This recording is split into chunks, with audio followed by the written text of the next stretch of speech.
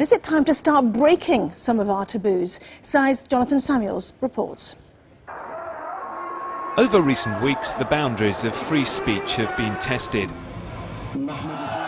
Cartoons showing the Prophet Muhammad.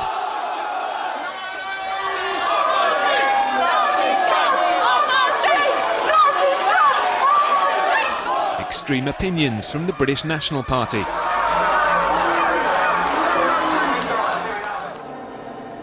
And the views of a far-right American preacher. At every level of it, fags run this country. Just what is or isn't acceptable. British historian David Irving is going to jail over charges of denying the Holocaust. However unpalatable his views may be, should he nevertheless be allowed to have them? Dr. Sean Gabb is from the Libertarian Alliance. He argues anyone being put behind bars for their opinions risks becoming a martyr of free speech. If David Irving should face any court, it's the court of public opinion. And if there's to be any punishment, it should be ridicule followed by oblivion, not 10 years inside. Challenging the extent of the Holocaust is illegal in a number of European countries. Distorting history in this way is never excusable, say many.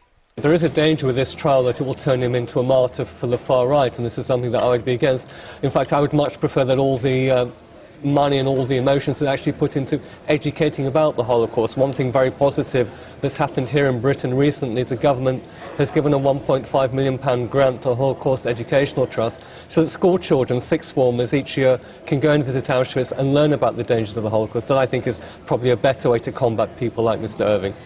In recent days, some newspapers on the continent have been determined to test their right to free speech, printing cartoons of Muhammad. The resulting row adding to the debate. Even the government isn't immune. The Defence Secretary today disregarding Nazi taboos by describing their methods in relation to Al-Qaeda. A comment he later clarified. The Nazis, who in many ways epitomised sheer evil, had not only the will, but had limited technological means to carry it out. Al-Qaeda, unconstrained by any morality, legality or conventions, have the same will to massacre in the millions, but today the technology exists for them to lay their hands on. Radical Muslim cleric Abu Hamza is now behind bars for his views. They are extreme, but are the goalposts moving when it comes to those taboo subjects? This is Speaker's Corner in Hyde Park. It's pretty quiet here today, but for the last 150 years, people have been coming here to vent their opinion. Everyone from the suffragettes to more recently, the anti-war protesters. But some social commentators are worried. They say the balance between free speech and respecting the opinions of others is becoming harder to sustain. It's a view held by journalist Rod Liddle. We're beginning to persecute people for what they believe more than we've ever done before.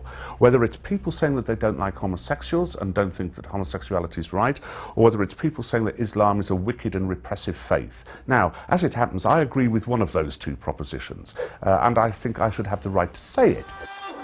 The debate will continue, but as recent days and weeks have shown, defending free speech was never going to be easy. Jonathan Samuels.